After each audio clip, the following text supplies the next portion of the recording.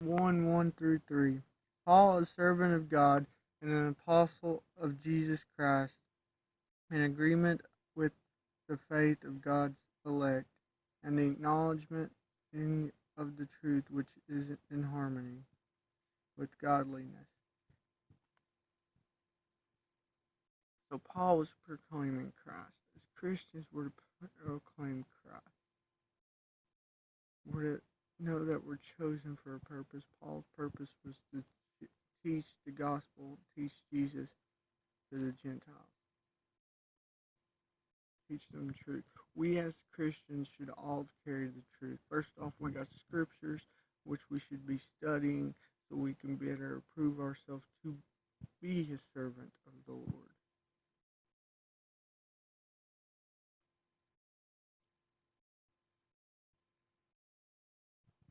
So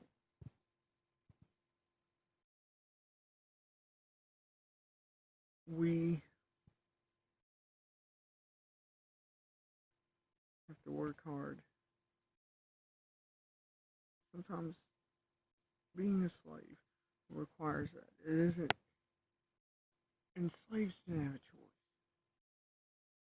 in what they did for their master. The slave is a perfect terminology here. Servant. Okay, we're servant is used as well. Both are good terms. First off, we aren't forced to become Christians. You know, if it ain't put on our heart, we don't become true Christians. But once it's put on our heart, we do whatever our Lord tells us. Or we should. This doesn't mean we won't fall into rebellion and sin, but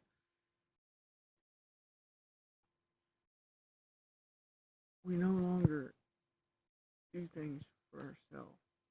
Now he's a good master and he'll bless us, but we do things now for him and to serve him. Verse 2.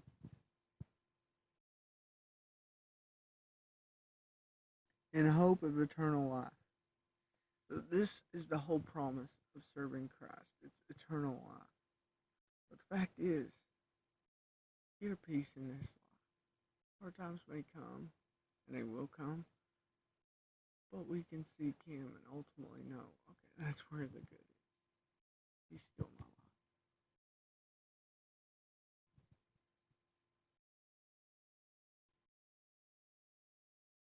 Which God, who cannot lie, promised before the world began.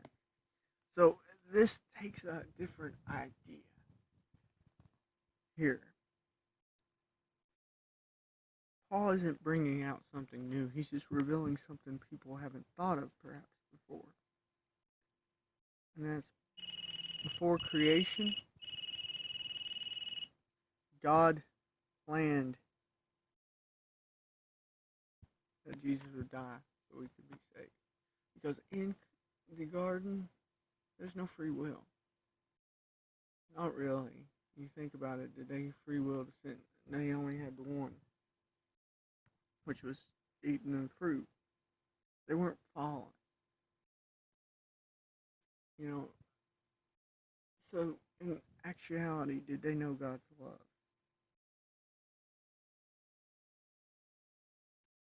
Now, I say to some degree they did, but us being fallen, knowing he died for us, we know it more than they did. Because we know much of us sinners, biggest sinners we are. And the fact that he died for us. Something Adam and Eve didn't get to feel. Yeah, they walked in God's presence. And through that, you know, love God. But until you've messed up, and know that God's still there, you don't have to hide from him, you don't truly understand his love. And this was God's plan from the beginning. Share this love. And it ain't something that goes away when we die. It's only truly beginning if we're his at that point. Verse 3. But has the right time made the word known through preaching, which is committed to me according to the commandment of God our Savior. So Paul's saying, well, I'm called to preach the gospel. The message is being revealed to me, and I just announce it. At this point, the New Testament scriptures weren't all written down. So it's possible that the things Paul talks about in his letter are things he's preached on.